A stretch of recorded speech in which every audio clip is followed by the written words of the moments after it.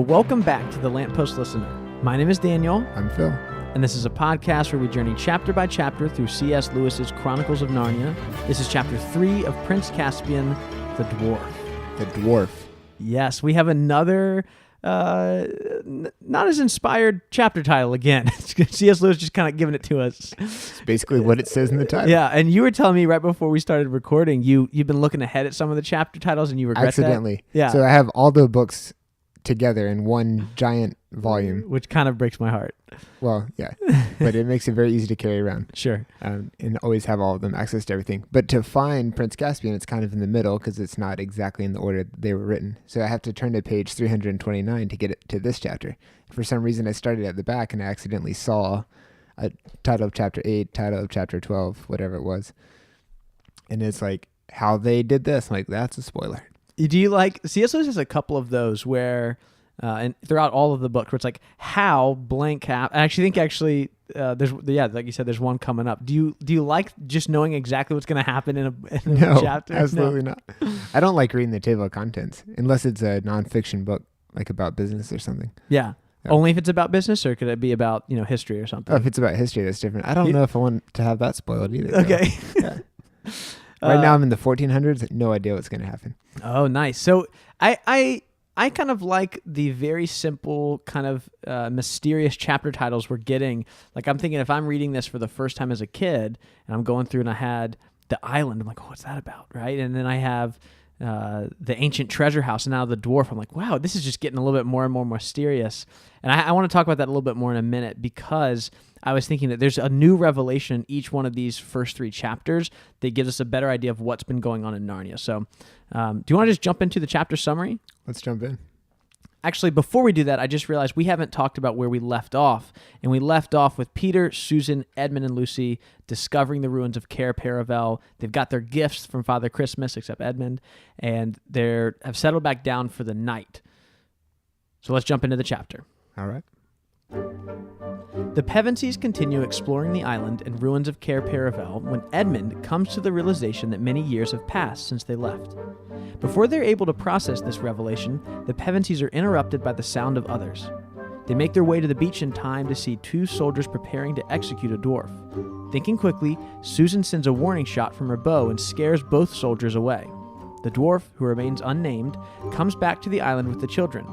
After a meal together, the dwarf explains that he is a messenger of King Caspian X.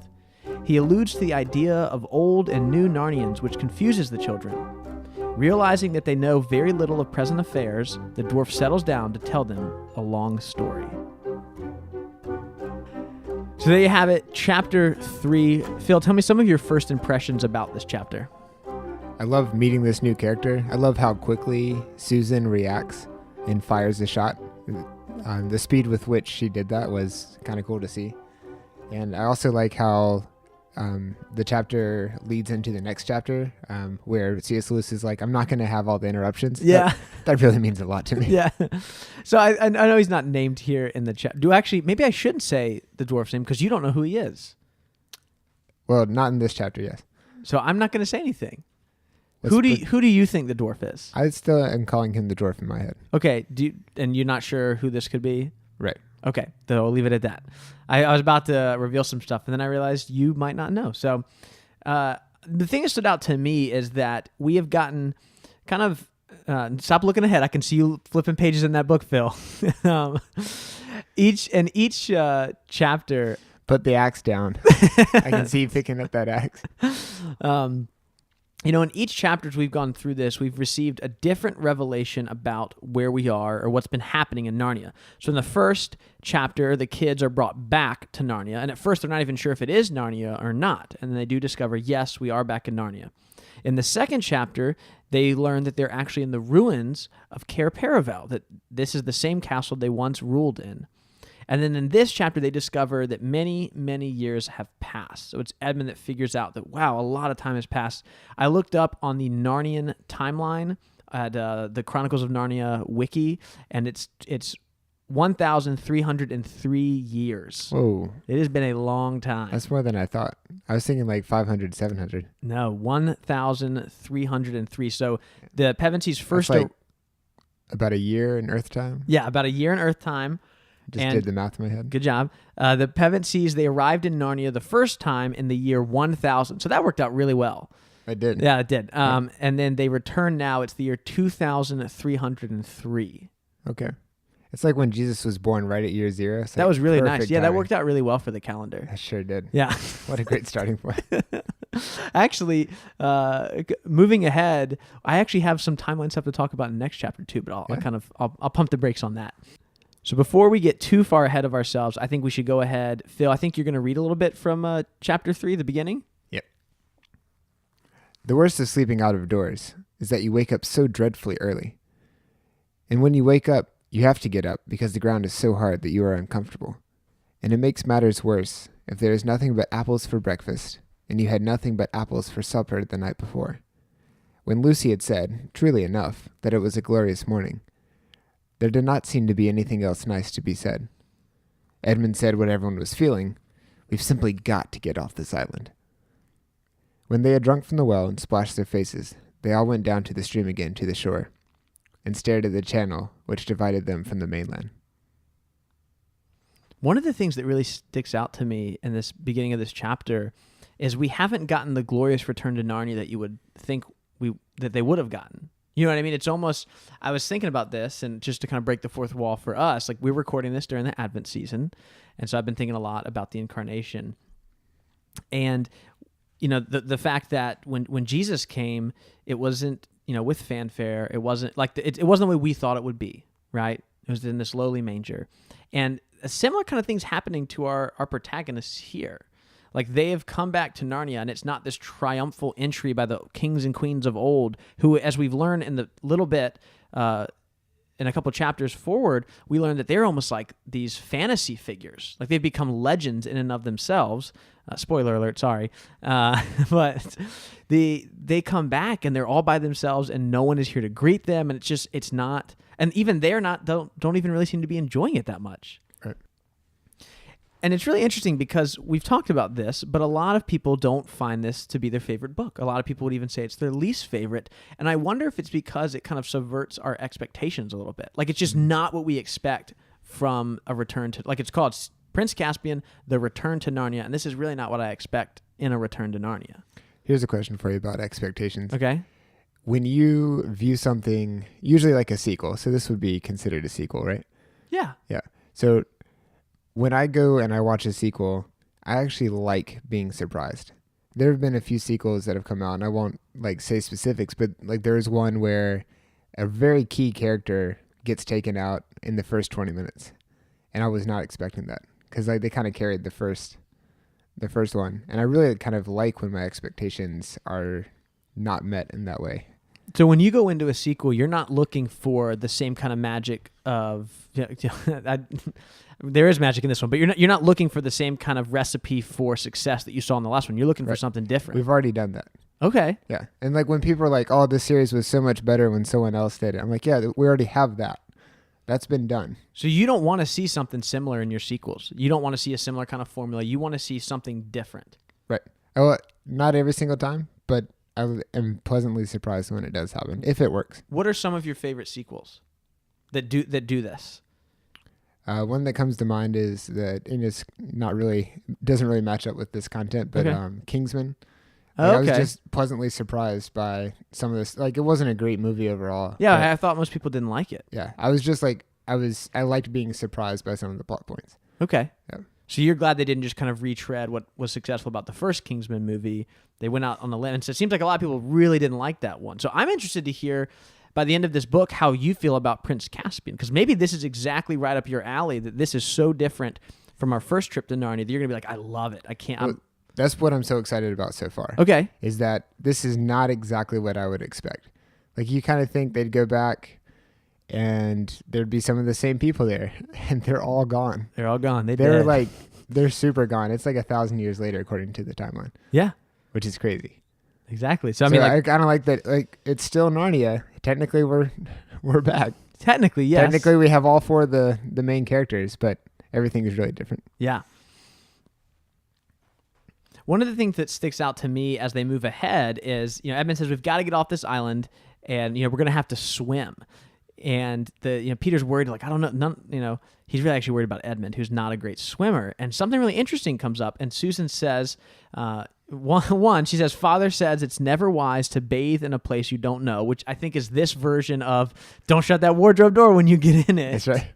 But I also love the difference between our two cultures right now. Okay. Where we shouldn't bathe in a place you don't know. I thought that meant like if you're out of like a dorm room or a hotel, like probably don't take a You bath. didn't think that. Did you really think that? Oh, man. The word choice sticks out to me a little bit Yeah. because it's so different. But I do understand that they're talking about swimming. Yeah. The other thing that stuck out to me is this thing, which Lucy says, I know I can't swim for nuts at home. I mean, in England, but couldn't we all swim long ago if it was long ago when we were kings and queens in Narnia, which is like, again, this whole thing comes up of what exactly happens in this transition between these two worlds. Do they still have all their same abilities? Did they lose? So if they learned to swim when they were kings and queens in Narnia, are we to take it that when they came back through the wardrobe, they lost the ability to swim? I think that scientists would love to experiment on these 4 kids. That sounds awful. Do you still have, do you still have muscle memory if you no longer have the muscles? Oh, because they would have been older. Yeah. Oh, that's really, really So neat. you're let's say you're 28 and suddenly now you're 12 again, or whatever the Sure. transition was. You're not the same person necessarily, but you still kind of have the memory. That's really interesting. And we can't really test with Susan's accuracy because it sounds like she was pretty accurate to begin with. Although according to the movie, Lucy was more accurate than Susan, and she was throwing a knife. Forgot. I don't know if that counts as the canon of this book. So, yeah, I mean, it sounds like they did get some of that back, but it's still like a question, right? So she says, but couldn't we all swim long ago? And she's not 100% sure. So we'll have to keep an eye on this. Do they have I love all that those it's being things back? addressed by Lewis. Yeah, like he's asking that question. One thing I'll be interested to see is, how is Peter still with the sword? I'm assuming that if we're to believe the same questions they're asking, he would have lost the ability to be a good fighter because that would have been something he did in Narnia. And I'm assuming he was not a trained swordsman back in England. So maybe that's the thing we can keep an eye on is how do they use their weapons? It seems like Susan is still a good shot. Did she earn this back, or is this something she's just remembering? Right. I'm really intrigued by that. So after they have this conversation about, whether or not they can swim or do all these things, that's when Edmund has the realization of what time it actually is, or at least how much time has passed. And he says this. "Oh," said Edmund in a voice which made everyone stop talking and listen to him. "I've just seen it all," he said. "Seen what?" asked Peter. "Why, the whole thing," said Edmund. "You know what we were puzzling about last night, that it was only a year ago since we left Narnia, but everything looks as if no one had lived in Cair Paravel for hundreds of years? Well, don't you see?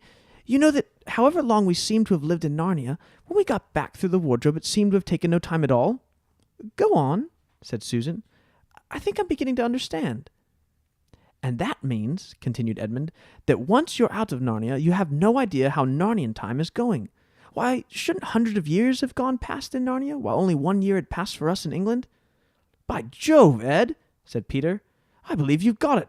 In that sense, it really was hundreds of years ago that we lived in Cair Paravel. And now we're coming back to Narnia just as if we were Crusaders or Anglo-Saxons or ancient Britons or someone coming back to modern England." Can you give me a quick crash course in the Crusaders versus the Anglo-Saxons and the Great Britons? So we're going to start at the Who's who? year 1066 Okay. AD. No, we're not. Well, I'll talk to you about it off air. It is cool, and I think one, Lewis is probably really happy to name drop some things that would have been really important to him, as a scholar, as someone who really loved English history. But at the same time, this is when we're first getting the idea that our characters have become legends in and of themselves. They are now a fairy tale in this fairy tale, which I think is really it's real meta, dude. It is. It's several layers. So what happens next? First thing that sticks out to me right after the section you read is Lucy saying, "Oh, how excited they'll be to see us." She doesn't quite understand that 100 years or more has passed. It's not going to be the same group of people. Well, no, but I think she's saying that wouldn't you be hype if King Arthur came back? You know what I mean? That's kind of what we're. No, you wouldn't be. It doesn't look like you would be. I just let's say King Arthur comes back right now. Okay. Are you going to believe him? I guess No. not. No, I mean, but I guess that's You're going to think it's someone in costume. Okay, so I mean, I think she's not talking about seeing her friends again, but like they are the kings and queens of old who are heroes in the stories that are told about them. And so like them coming back, it would feel like, this kind of return. We learned that this is the golden age of Narnia was when they were kings and queens. So they'd be like, look, they're returning. And I guess they don't necessarily know how bad Narnia is right now. We're starting to figure it out as readers, but they don't necessarily know. Okay. I think if anything, she's being a little naive here. Yeah.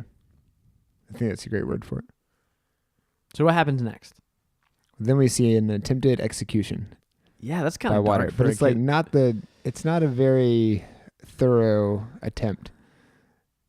Like they didn't bring a stone. They're just gonna like drop him in the water. It seems like the water's not that deep if they're able to wade in it and then get out. But we find out that they're probably scared. They think that the whole place is inhabited with ghosts. Yeah. So we get these two soldiers. We're not really sure who they are, where they come from at this point in the story. They're on this boat. They're going to dump this dwarf over the side of the boat to be executed. They've got him tied up, and they seem less of being these really malicious, evil people, and more just being like bumbling idiots. You know what I mean? Like maybe that's to kind of make this a little bit easier because now it's kids reading about this dwarf that's about to be thrown overboard to drown to death, which is pretty dark. And so like, hey, well, if we make it kind of funny, it'll be easier to stomach, right? So then I love this. Before anyone is able to really do anything about this, because the Peventies are watching from the beach, Susan lets an arrow go right by the head of one of the soldiers who I guess he falls into the water, and before anything else can be done, the other soldier just jumps overboard and runs, like wades through the water, I guess, to the other side of the bank, which again, this is very shallow water then because they're not swimming. So just a quick point, it actually hits his helmet. Oh, it does? Yeah. So the twang that goes by someone's ear is actually Peter's ear. That's Peter's ear. Oh. Peter hears the twang, and then the guy gets hit in the head, and he goes falling down, but he doesn't die. I thought she had taken him out. I was like, man, she like judge, jury, and executioner like real quick. Yeah, made a decision. Like, oh no, drawers are good. Twang. Like, got it. Even though in the last time she saw it, well, we don't know what happened before they came back, but in the last book, that usually when we saw dwarves, they were evil. So, right. Well, yeah, or at least bad, I should say. I don't want to put that whole blanket statement over them. And I love that C.S. Lewis reminds us that, Susan had obviously done this, she knew what she was doing. She would have hit it if she needed to. Doesn't he say that? Yeah, she goes, I wasn't shooting to kill you, no, said Susan. She would not have liked anyone to think that she could miss at such short range. Yeah, I love that kind of like, wait, I just want to make sure everybody knows I'm good at this stuff. Yeah. All right. That's really cool. So what do you think of this dwarf? I don't think he's very good at being executioned. Okay, that's good. No, and we don't know anything yet. Exactly, right? That's what I'm asking. Yeah. You're like kind of just like, I don't really know what's going on at all. So they help the dwarf get onto land. He gets free of his the ropes that are tied around him, and he's very happy to find out that they probably are not ghosts. And we learn that this is an island that most people think is haunted, which is why the soldiers kind of fled so quickly, even though just one arrow goes by. They probably should be a little bit braver than this if they are soldiers, and they're like, no, we're out. We'll leave him here. So you, as a reader, Phil, do you have any idea what's going on with this dwarf or anything? Nothing yet. Okay. So except for his dialogue that we're about to read. There you go. So what does he have to say? Sure. What were they going to drown you for? Asked Peter. Oh, I'm a dangerous criminal, I am, said the dwarf cheerfully. But that's a long story. Meanwhile, I was wondering if perhaps you were going to ask me to breakfast. You've no idea what an appetite it gives one, being executed. There's only apples, said Lucy dolefully. Better than nothing. But not as good as fresh fish, said the dwarf. It looks as if I'll have to ask you to breakfast instead. I saw some fish tackle on that boat. And anyway, we must take her round to the other side of the island. We don't want anyone from the mainland coming down and seeing her. So we got a pretty practical dwarf who's a forward thinker here. And then the very next thing is Peter's like, oh, I probably should have thought of that myself. At least that's the way I'm reading it, is like, it's not like, he's almost kind of embarrassed. Like, wait, I'm supposed to be the High King, and like, I forgot to do that. Yep. Yeah, so I mean, I think Peter's saying it in that kind of embarrassed way. And C.S. Lewis himself even says the dwarf is a very capable person, which makes me realize that, the Pevensies kind of need Narnia as much as Narnia needs them. Like, they're not really off to a super hot start here. I mean, things aren't going poorly for them, but they're still on the island. I think this is the third day, I think. No, I guess it's only the second day because they've only spent the one night in the castle. So, they haven't really made a lot of progress, really. They've mostly just been hanging out on the island. Peter forgot to do this one thing, and then we see the dwarf come and feeds them something besides apples, which they didn't have before. Now, he does have the fishing tackle, which is a thing, But I'm getting the sense that they're a little rusty after 1,300 years, right? Well, yeah. So I like the idea of this Narnian coming to them and having some of the answers that maybe they don't have. Yeah. I also love just the imagery of they're going around Narnia. They kind of think they recognize some stuff, but there are so many trees that it's completely different. It's just a fun visual. Like if you look around where we live and just how different it would be if everything was overgrown. Yeah. It'd be kind of the same layout and the same distance to stuff, but it'd look completely different. Exactly. So after they have their meal, the dwarf, as they're talking about the castle, the dwarf says, beards and bedsteads. And the only reason I'm pointing that out is because, and you probably don't know this yet, but this is going to be kind of a running expression for him, is he kind of says a lot of two different nouns together, two kind of seemingly not related nouns together. So I want us to keep a running log of the many different exclamations that, the many different interjections that the dwarf has. So our very first one is beards and bedsteads. So I don't... Noted. Yeah. Does it mean anything to you? It reminds me of Harry Potter, where they keep saying Merlin's beard. Oh, okay. Just I love little things like that, where it's their expletives or their sayings are going to be slightly different. Do you think this is him saying something inappropriate? You're saying it's an expletive. It's just an expression. Well, you went a little bit further. You're saying this is something he shouldn't be saying around kids. What do you consider Merlin's beard to be? No, I think they're just saying oh my goodness. They're taking Merlin's name in vain. Oh my gosh, don't say that. I think you need to reread Harry Potter if that's what you think's going on. So they get together, they have their breakfast, and the dwarf starts talking to the children. And this is what C.S. Lewis writes. When everyone had finished off with a drink from the well and an apple or so, the dwarf produced a pipe about the size of his own arm. Which, just pause for a second, that's wild. That's great.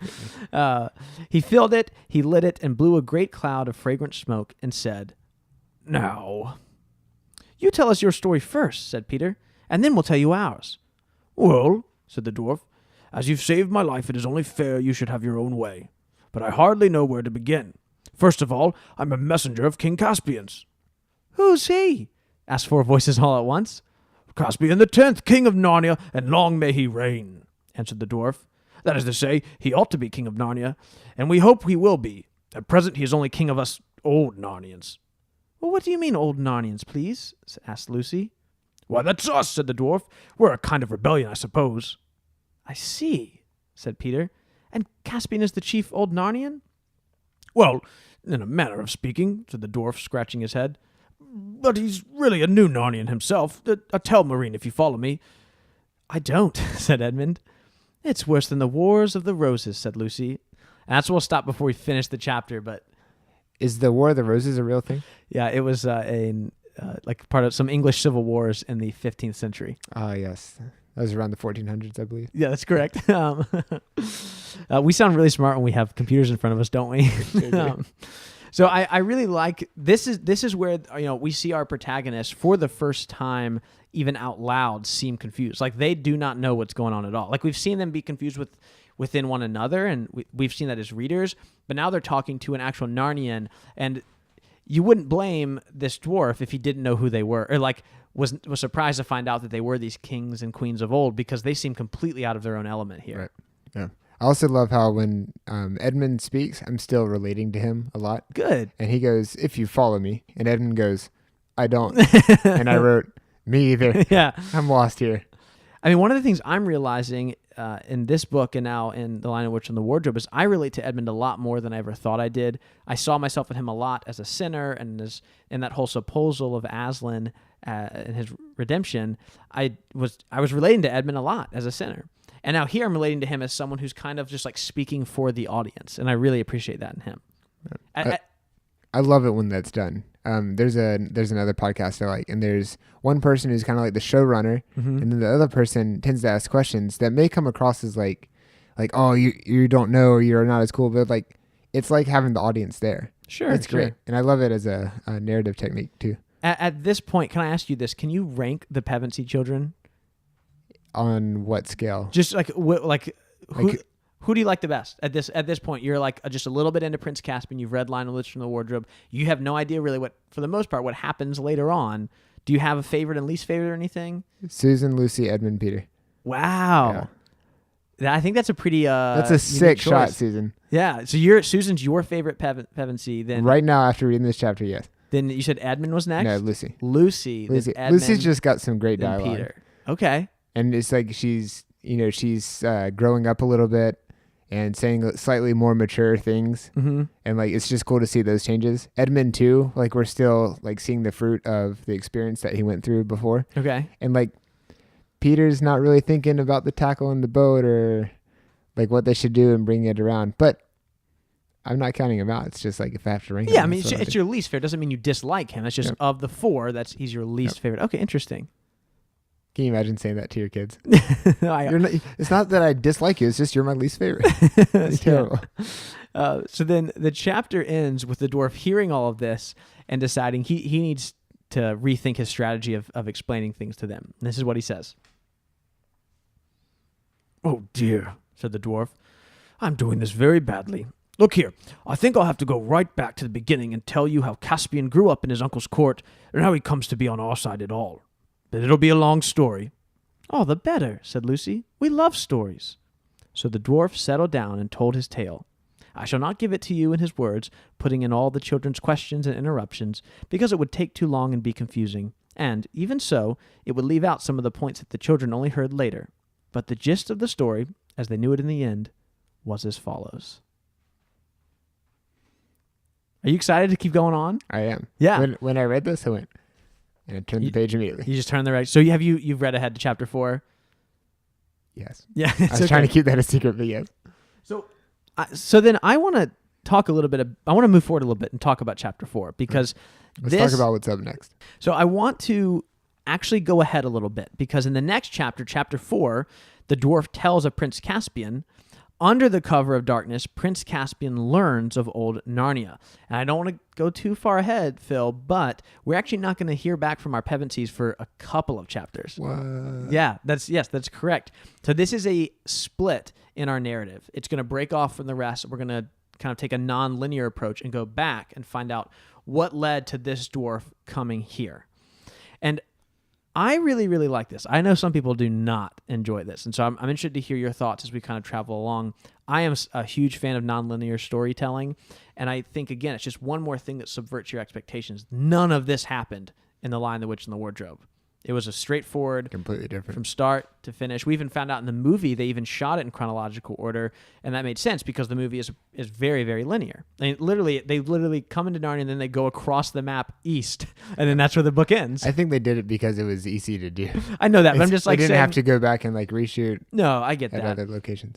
But I mean, it is a very, very linear novel. Again, if we go back to my dreaded map, they're starting off in the Lantern Waste, and they travel east to Cair Paravel, and that's kind of where the story ends. Well, here, I mean, this is going to be a really, really different shift. And I like it because, again, think back to what I said at the beginning of this chapter. In the first chapter, we learned that the kids are back in Narnia. In the second one, we find out they're in the ruins of Cair Paravel. In the third one, we find out that 1,300 years have passed. So there are still a ton of questions. And finally, in chapter 4, we get to begin filling in the gaps in the knowledge that we do have. And I think this is extremely unique for a children's story. I mean, I love this. I am on board. I don't know how maybe I'll feel differently when we finally get back to the Pevensies, but I love the kind of story within a story. Me too. So you're looking forward to this? Yeah, very much. So yeah, I mean, we do both really like nonlinear storytelling, and so I'm really, really happy that this appears in the Chronicles of Narnia. And think, we've got 7 books. And so I'm gonna defend this book for a second because I know some people really don't like this approach. And there are some that do. And again, listeners, whether you love this, hate this, or indifferent about the fact that we are going to take a step back from the rest of our main characters who we love so dearly, I'd love to hear your thoughts about this. But I really like the fact that there's a book a series with 7 books. And again, Lewis didn't know that at the time, but that this book is so different. I mean, we got 6 other books to read. I'm okay with one of them having what sometimes does feel like it's a little chopped up because of its nonlinear approach. I'm glad that we have a book like that. I will say it does feel weird that it's just the second book. Like it's to kind of subvert the structure so quickly. Like we haven't even really established a structure for these books yet. I think the one change that maybe would be better, and maybe this is an argument for reading it in chronological order, is that if you were to read this book fourth, when you've gotten into kind of a little bit of a pattern of, oh, these are kind of how these books work, to have the fourth book be the one that kind of shifts the way it's approached to storytelling, I think that'd be a cool kind of way to go. Now, you still should read in publication order, but I could see where that'd be an interesting take 4 books in instead of the second. Here's a question for you on that line of thought. Would you feel differently if there were only 2 books, Lion, the Witch, and the Wardrobe and Prince Caspian? I don't want to give away my thoughts too much about the book, but I will say that if this book was the second of only a duology, I think I'd be very disappointed. So I know I just defended it, but I think if this was 50% of the Chronicles of Narnia, I think I'd be very disappointed. Okay. What if it was a trilogy? What comes after this one? No, Voyage of the Dawn Treader comes next. It would still be the weakest of the 3. I think so. It's the similar thing that's happened to me for something we never talk about on the show, and that's Star Wars. It's a similar thing the way I feel about the prequels now. So at this point, Solo has come out, and we've got episodes 7 and 8 and Rogue One, and there's now 10 Star Wars movies, and I am not a fan of the prequels. But I'll tell you what, now that the prequels are not 50% of the Star Wars movies in the world, I'm much more okay with them. Because look, it's just 3 out of 10. So I'm okay with 3 of them not being so great because I've got 7 other ones which I relatively enjoy. Right. And so it's one of those things where like this being just 1/7 of this series makes me I can stomach it a lot easier, even the things I don't like. Because there are some things I don't love about this book. But it's the same kind of idea. When it's a smaller fraction of the entire franchise, I'm able to handle it. As someone who makes stuff, like I'm an illustrator, so when I make something and I put it out there and it's not that great compared to the other stuff I've done, I'm actually okay with that because sometimes that's a step to get to the really good stuff. Okay. And I think that kind of happened with the prequels of Star Wars, where it's like, okay, now we know what definitely not to do for a lot of different things, and we learn from it. Mm-hmm. Like it took a lot of other things to happen too, but I wonder if that could be happening here, where it's like we're trying stuff, we're taking a few more risks, we're playing with the timeline, but maybe that's what made the other books work so well, because he wrote this one second, right? Yeah, correct. Yeah. All right, well, before we get too off topic here, do you have any last thoughts on Chapter 3, The Dwarf? That's it on this end. All right, so like I said before, we will be back next time with Chapter 4, The Dwarf Tells of Prince Caspian, and again, in that chapter, Prince Caspian will learn about old Narnia under the cover of darkness.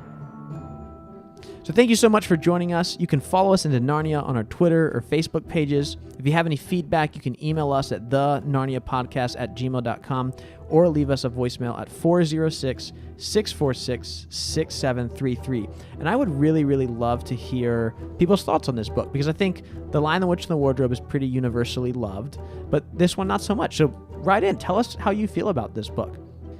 We would appreciate a review on Apple Podcasts, because this helps other listeners find the show and join together on our read-through.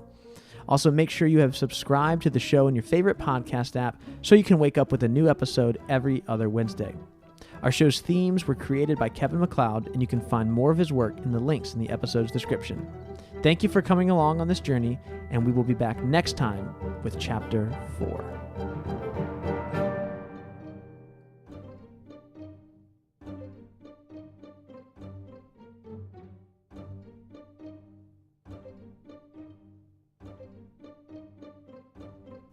So before we sign off, we did want to share a little bit of listener feedback.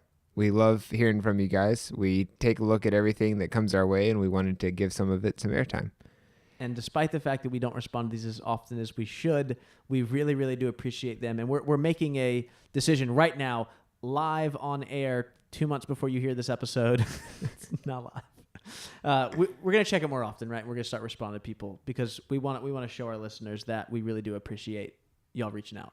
Yeah, I think that's a good goal. Great. Take it away, Phil. We're new to the fame part. It's hard being famous. This was very new for us. So Bethany says, Dear Daniel and Phil, I was a little surprised to hear you guys say that Turkish Delight is gross. My experience of Turkish Delight is through the Nestle candy bar called Big Turk. if you do an episode of you guys trying Turkish Delight, I would recommend that be one of the ones that you try because it tastes really good. Further up and further in, Bethany.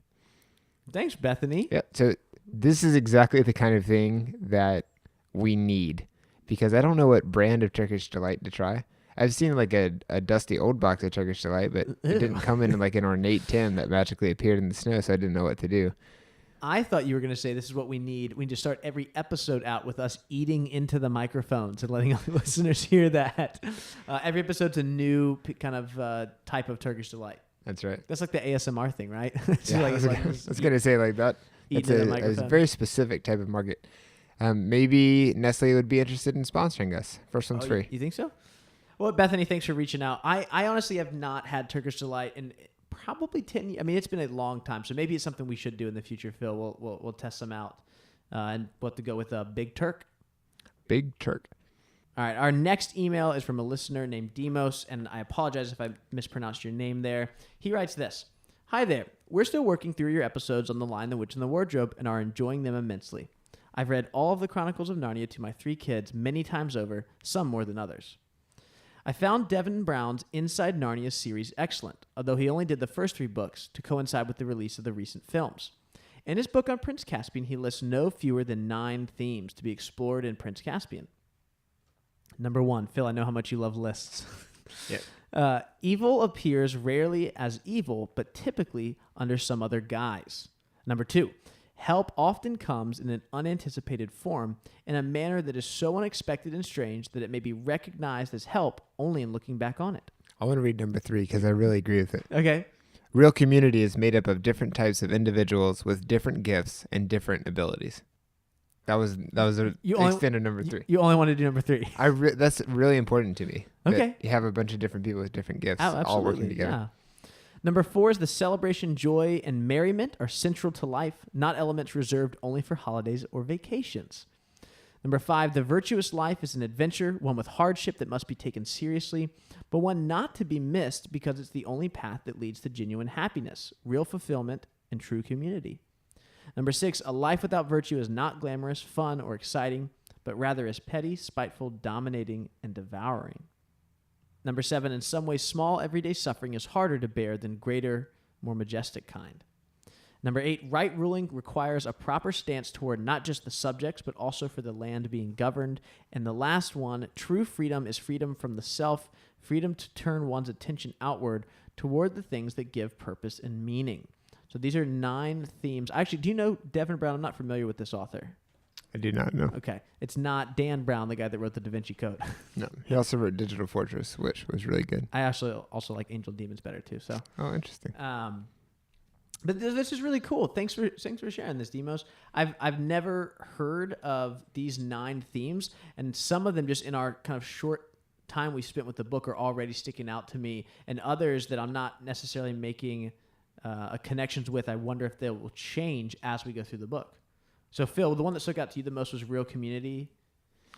Yeah, and I think it's something that we'll talk about in a future episode, just how the different creatures had different abilities and different traits that allow them to do different things.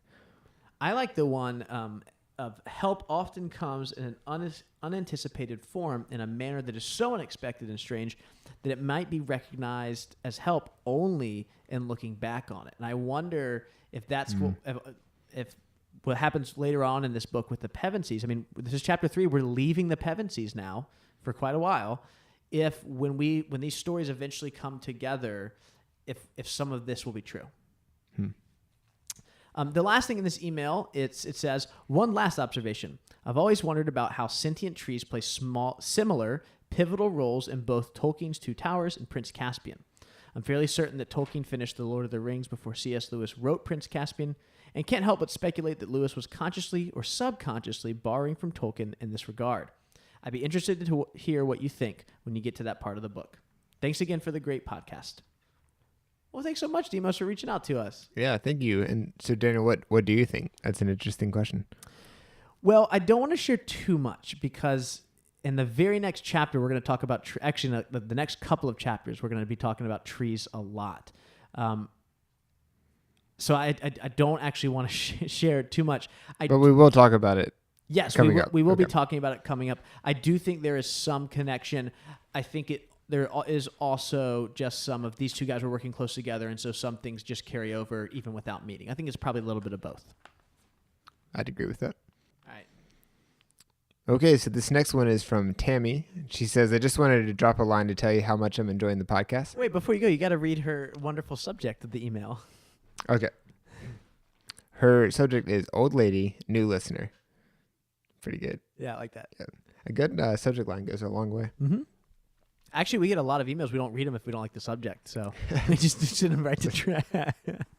It's Gmail. You don't have a trash. Or you don't use a trash. That's fair. Just archive everything. Tammy says, I just wanted to drop you a line to tell you how much I'm enjoying the podcast. Thanks, Tammy.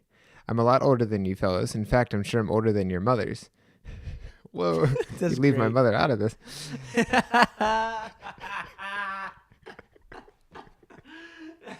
Keep going. And I've been a Narnia fan for well over half a century. I first read Wardrobe around 1969 or so when I was 9 years old. I checked it out of my school library, and they only had the first volume. I had no idea it was part of a series, and didn't read the rest until I got my first public library card a couple years later. I read too much, at least 100 books a year, or I read too much, at least 100 books a year, to have a favorite book. But the Narnia series is certainly on my long list of favorite books. It is also on the shorter list of what I call books that built me. I've read it through dozens of times. A Narnia story. Back in my day, there was no internet. Can you imagine? How'd you find a podcast to listen to? There was no internet, so if I found a word or reference I didn't understand, I had to turn to a dictionary or encyclopedia to suss it out. Looking up Turkish Delight, I learned it was a gelled candy available in fruit and floral flavors. That's good alliteration, but I never came across any during my childhood. Finally, when I was in my late teens, I visited an older cousin who was living in a touristy town in Northern California. There was a gourmet candy shop near her apartment that sold Turkish Delight. I was thrilled and bought some immediately. I also bought another candy I'd never seen before, gummy bears, which had only recently become available in the U.S. The Turkish Delight was disgusting, just more evidence for you. The worst candy I'd ever eaten, even nastier than horehound. Big disappointment. But, funnily enough, the gummy bears tasted exactly like I had always imagined the Turkish Delight would. Enough about me, though. I found your podcast when there were just a few episodes left in the first season, and binge listened to catch up. I'll be reading along with you for the second season. Prince Caspian is my favorite book in the series. Wow, that Finally, is a data point against yes. Daniel's theory that no one likes Prince Caspian. No, I just said some people... No, let's finish Tammy's email first. Thank you for all the enjoyment I'm getting from listening to you. BT Dubs, although I'm an atheist, I appreciate the way you are including your Christian perspectives in your commentary. I think C.S. Lewis would approve as well. Tammy. Thanks, Tammy. That is so awesome, Tammy. Thanks so much for reaching out. Fantastic email.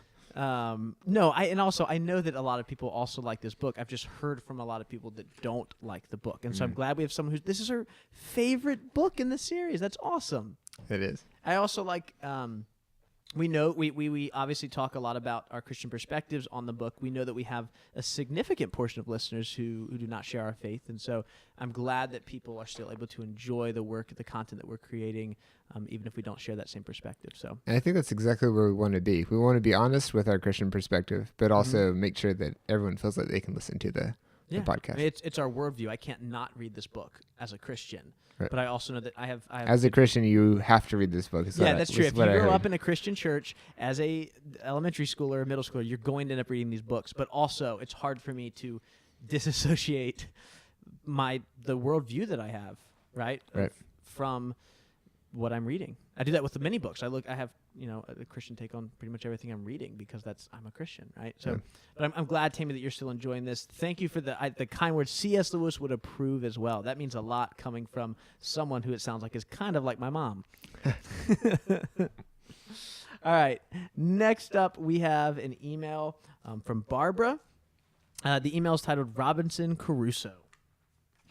Hello, I just listened to the first episode of Prince Caspian. I'm very glad you're back. I really enjoy your podcast as the Chronicles of Narnia are among my favorite books. I find it very insightful and interesting, and I think you're getting better and better. Yeah. It's the new microphones. That's what it is. I think it's the microphones. If you want to be serious, take yourself seriously. I wanted to add something to your discussion on Robinson Crusoe, as it's much more important for the Western culture than maybe you realize. It's an expression of the Protestant work ethic and the Western view of humanity that tames the wild nature thanks to industry and resourcefulness. It was very popular in the 18th century and spawned numerous translations, adaptations, and imitations, nowadays sometimes called Robinsonados. I think that's how you say it. The Swiss Family Robinson is one of them. Some of them focused more on the exotic adventure aspects, and others, following old topos, juxtaposed the decadence and the corruption of civilization with the simple and happy state of nature. Some of them were written specifically for children in mind, and nowadays Robinson Crusoe is considered children's literature. In Poland, it's still obligatory reading in primary school. Before she changes gears here, that's awesome. I didn't know any of those things. Did you? Yeah, I love the Protestant work ethic part. Do you think we have that? I don't know. We're both Protestants. We're working hard on the podcast, so Yeah. yeah. I mean, that's really, really cool and interesting to me. I didn't know anything about that.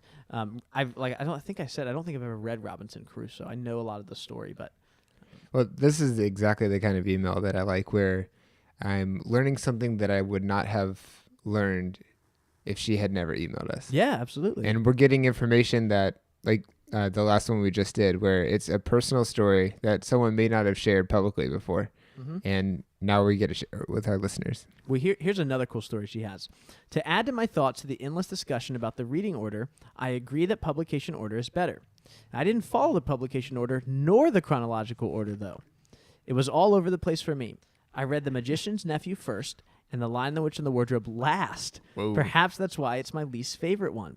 I think The Lion, the Witch, and the Wardrobe is a book that mustn't be read last. The style is much simpler than in later books, and the story is less enjoyable if you already know the ending. I remember I really enjoyed Prince Caspian, even though it might have been the first book about Pevensies that I read. I still like it a lot. There's something very appealing for me and the sense of discovering and reliving ancient history.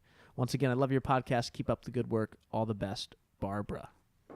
So it sounds like she read the Christopher Nolan version of these books. Just kind of going back and forth. Back and forth, non-linear. and then everything summed up at the end. That's so interesting. I think, I mean, that's kind of how I experienced the Star Wars movies. I saw Star Wars, then Jedi, and then Empire as a kid, growing up in the early 90s. And it's interesting the way that really, like, the order you see a series or you read a series of books in, it really can affect kind of your feelings towards the book.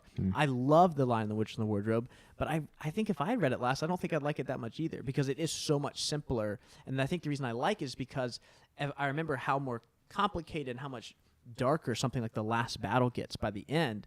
And so when you read The Lion, the Witch, and the Wardrobe, it's like, oh, this was so nice at the beginning, right? It would be weird to read that last. So I don't think the Chronicles of Narnia ever had this problem, but when I was growing up, sometimes the library didn't have the book that you wanted. Sure. Especially when, like, I didn't understand that you could have them put on hold and, like, sent to the library that was close to your house or whatever. And so sometimes you had to read book number 3 before you could read books number 1 if they weren't available yet. All right, we have one more email to get to. It's written by Manice, and I'm sorry if I mispronounced your name. They wrote, "Hi, Daniel and Phil. I'm Manice, and I think your show is amazing. I'm so excited for this new season. Prince Caspian is my second least favorite chronicle. My least favorite is The Last Battle. However, Prince Caspian does have some of my most favorite scenes and lines." And then she went on to just ask us if we were going to watch the BBC and Walden adaptations again. Yes, we are, but it might not be just like at the end of this season like we did. We're trying to line up some interviews to talk to some people about these books, and so it might not look the same way. But yes, in one way or the other, you will hear us talk about the BBC and Disney Walden adaptations. It's on the docket. I also reached out there just to ask, well, I want to know what her favorite book was, and she said The Silver Chair, because she really relates to Jill, and that scene with her and Aslan at the beginning is one of her favorites. You're like, I don't know what that is, means. I'm excited. I wanted to throw that out there because I'm like, Phil will have no idea what that means. By the way, it is so difficult not to read ahead, and I now feel obligated to do so. Nope, to not read ahead. Oh, okay, cool. I feel obligated to not do so. Well said. Well, yeah, those are our emails for today. We had no voicemails today, but thank y'all so much for those emails. Again, this is one of our favorite things to do, is to read through y'all's thoughts and feelings, and just it's fun to hear your stories. I mean, we said this in the very first episode of the season, but these are kind of like the underdog of fantasy literature in some ways, And so it's fun to hear that there's a lot of people that want to hear about these books and that want to talk about these books. And just because they might not be as popular as whatever's X, Y, or Z, there still is a huge community out here for the Chronicles of Narnia. Absolutely. All right, thank you so much for listening all the way to the end. If you've made it this far, we will be back next time with Chapter 4, The Dwarf Tales of Prince Caspian.